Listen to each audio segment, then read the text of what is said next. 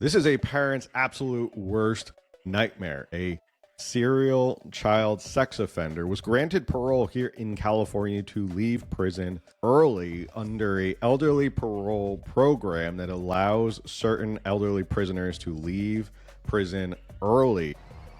David Funston was arrested and convicted back in the 1990s.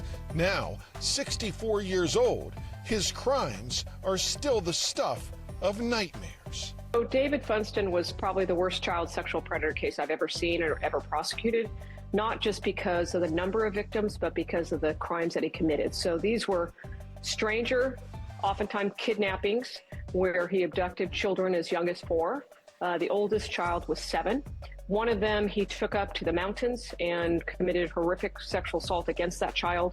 Ultimately, he also not only sexually assaulted this child, but he also beat her, and he stuffed her underwear down her throat because she was screaming. So it says California allows elderly prisoners out if they are 50 and have served at least 20 years of their sentence to be considered for parole and considered no longer a threat. This law was got an amended bill passed in 2020 entirely on party lines without hearing or notice to the public. A last-minute gut and amend bill by Assemblyman Phil Ting, Assembly Bill 3234, lowered the age of threshold for elderly parole from 60 to 50. This was creating a loophole that then allows violent offenders to be eligible for elderly parole after serving only 20 years. David Funston was sentenced to 3 lifetimes plus 20 years. He was never getting out of prison. That was their plan, that he was basically sentenced to life and he was going to die in prison. So the thought that he was ever going to get out after all of the heinous and horrible, shocking crimes that he committed